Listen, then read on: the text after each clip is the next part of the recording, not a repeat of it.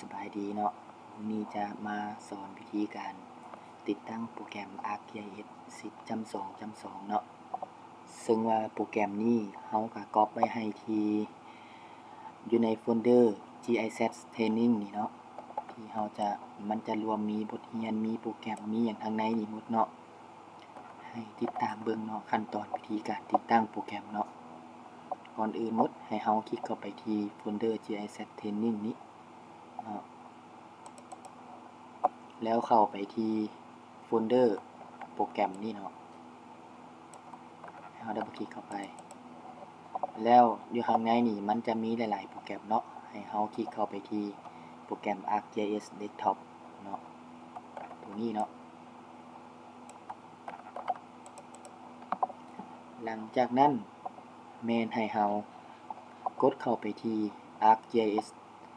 10.2 CAC นี่เนาะเราจะมีการติดตั้งลายเซ็นมันก่อนเนาะแล้วเราจึงลงโปรแกรมมันตามหลังตัวนี้เนาะให้ดับเบิลคลิกเข้าไปเลยหลังจากนั้นให้เราเข้าไปที่ License Manager นี่เนาะอยู่โฟลเดอร์ตัวนี้ดับเบิลคลิกเข้าไปเลยเนาะหลังจากนั้นให้เราคลิกที่ดับเบิลคลิกที่ Setup นี่เนาะตัวนี้เนาะดับเบิลคลิกใส่เลยเนาะหลังจากนั้นมันจะให้มีหน้าต่างขึ้นมาแนวนี้เนาะให้เราคลิก Next ไปเลยเนาะกด Next ไปเลยแล้วก็ I accept เนาะตอบรับลายเซ็นให้ติ๊กเอาเนาะแล้วก็กด Next แล้วก็กด Next อีกเนาะแล้วก็ Install เนาะหลังจากนั้นก็ Install เลยกด Install รอท่าแป๊บนึงเนาะ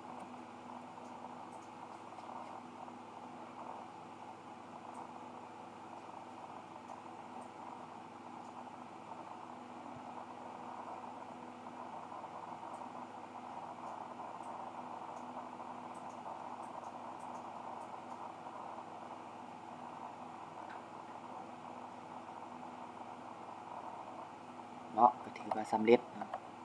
แล้วให้เรากดที่ Finish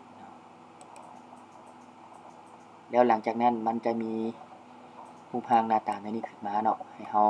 คลิกใส่ที่ Stop and Start License Service นี่เนาะหลังจากนั้นแม่นให้เราคลิกที่ Stop เนาะเพราะว่าเราจะมีการดัดแปลงลายเซ็นมันให้มันใช้ได้ยาวนานเนาะถ้าเราบ่ Stop มันก็จะถือว่าลายเซ็นมันยังแล่นอยู่เนาะคลิก Stop มันเนาะหลังจากนั้นก็แบ็กกลับเนาะกลับไปหาที่โฟลเดอร์ ArcGIS 10.2 CAC นี้เนาะให้ดับเบิลคลิกเข้าไปหลังจากนั้นให้เราดับเบิลคลิกที่ไฟล์สวิตช์นี้เนาะเพื่อเราจะแปลงลายเซ็นมันโดยการเอาชื่อคอมพิวเตอร์ของเราใส่เนาะตัวอย่างมันจะเป็นรูปร่างแนวนี้เนาะให้เราแปลงมองนี้เนาะโดยเอาชื่อคอมพิวเตอร์เรามาใส่เนาะ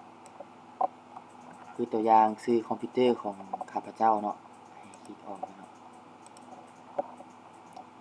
ให้มาคลิกขวาใส่ property ใส่ my computer เนาะ my computer หรือว่าที่ PC นี่เนาะจะแม่นชื่อคอมพิวเตอร์เนาะชื่อคอมพิวเตอร์ของข้าพเจ้าตัวอย่างเป็นชื่อคอมพิวเตอร์เราเข้าเส้นนี้ setting นี้แล้วก็เข้าไปเช่นนี่เนาะแล้วให้ก๊อปเอาชื่อคอมพิวเตอร์เข้ามาใส่หม้องที่เราคลิกอ้อมไว้ตัวที่เราสิแปลงมันเนาะ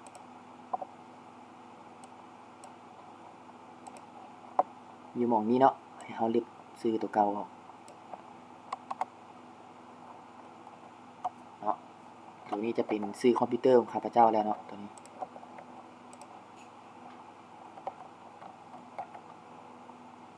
หลังจากนั้นแม่นให้เรากดออกเลยเนาะแล้วมันจะถามว่าเซฟบ่เราก็ตกลงว่าเซฟเพราะว่าเรามีการดัดแปลงเนาะ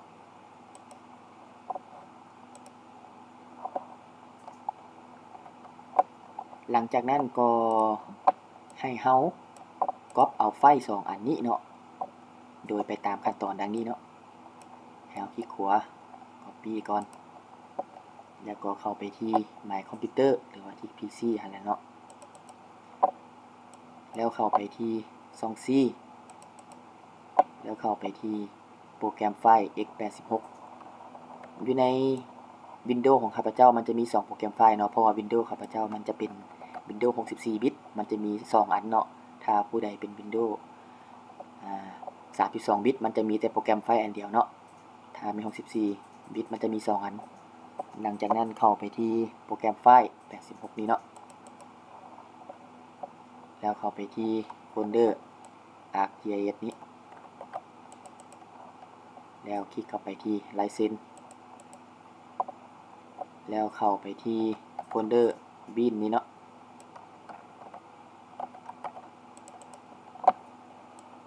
ให้เฮาพาสตัวที่เฮา copy ที่เฮาแปลง2อันนี้มาใส่เนาะแล้วมาวางใส่อยู่หม่องที่เฮาเข้ามานี่เนาะมันจะถามว่าให้ติ่งเลยบ่เฮาก็ติ๊กใส่แล้วก็ copy and repaste เลยเนาะแล้วก็กด continue เนาะ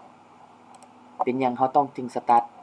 เฮาจึง stop ลายเซ็นไว้ก่อนเมื่อเวลาเฮาลงลายเซ็นเนาะเพราะว่าถ้าแม่นเฮาบ่ stop มันก็จะ copy เข้ามาช่องมันบ่ได้เนาะเพราะว่ามันยังทำงานอยู่เนาะหลังจากนั้นก็ให้เฮาคลิก start คืนเนาะแบบนี้เนาะเพื่อให้ลายเซ็นมันเริ่มแล่นเนาะ start เนาะจะเป็นแบบนี้เนาะแล้วก็กดโอเค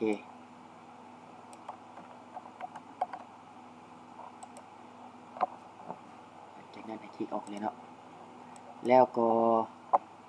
บัดนี้การติดตั้งลายเซ็นได้สำเร็จเรียบร้อยแล้วบัดนี้ให้เฮามาติดตั้งกลับคืนมาหาโฟลเดอร์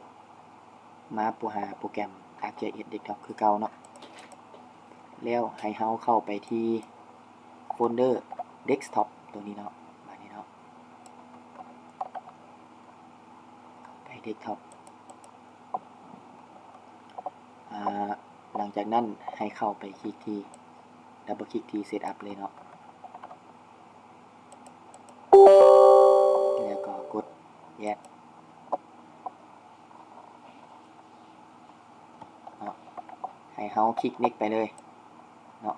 ขั้นตอนก็คล้ายๆคือกับการติดตั้งลายเซ็นตัวทับอิฐเนาะ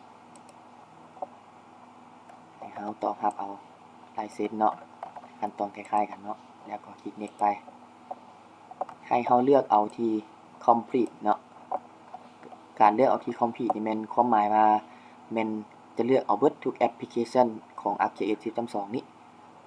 ถ้าแม่นเฮาเลือกเอา Custom แม่นเฮาจะเลือกใส่บางอย่างเนาะถ้าอันนี้เฮาเลือก Complete แม่นจะลงเบิด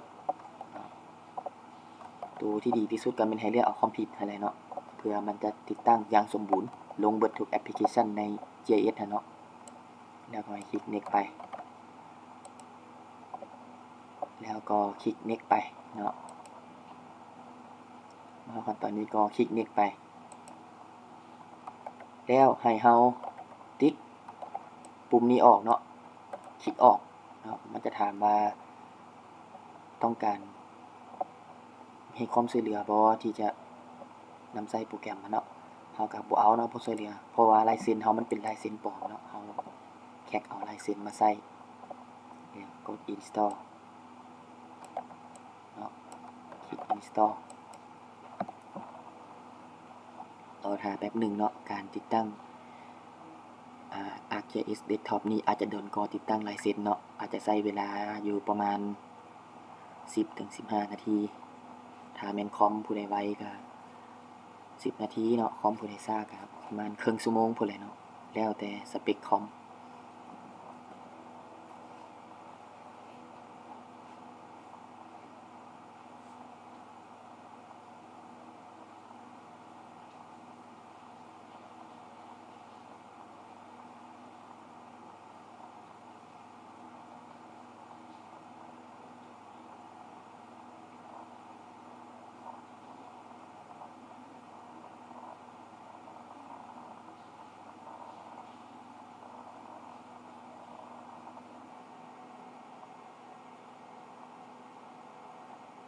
ถือว่าอีกหน่อยหนึ่งเราถ่ายหน่อยหนึ่งก็สำเร็จแล้ว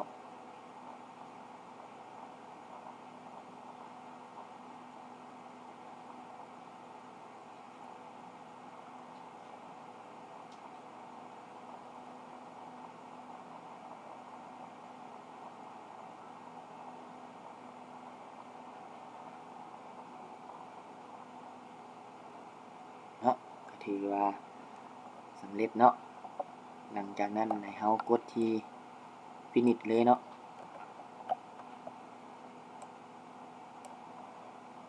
แล้วมันก็จะมีหน้าต่างตัวนี้ขึ้นมาเนาะให้เฮาเข้าไปติ๊กเอาที่ Advanced เนาะ Advanced ตัวนี้เนาะให้ติ๊กเอาแล้วก็ให้ติ๊กที่ Define License Manager Now เนาะความหมายว่าเฮาสิเอาชื่อคอมพิวเตอร์ของเฮามาใส่อยู่หม่อง No Set นี่เนาะให้เฮาลบตัว No Set นี้ออกเนาะแล้วก็ไปเอาชื่อคอมพิวเตอร์มาใส่อย่างที่เฮาใส่ตอนขั้นตอนการแปลงลายเซ็นฮะเนาะ Copy เอาชื่อคอมพิวเตอร์เฮาเนาะ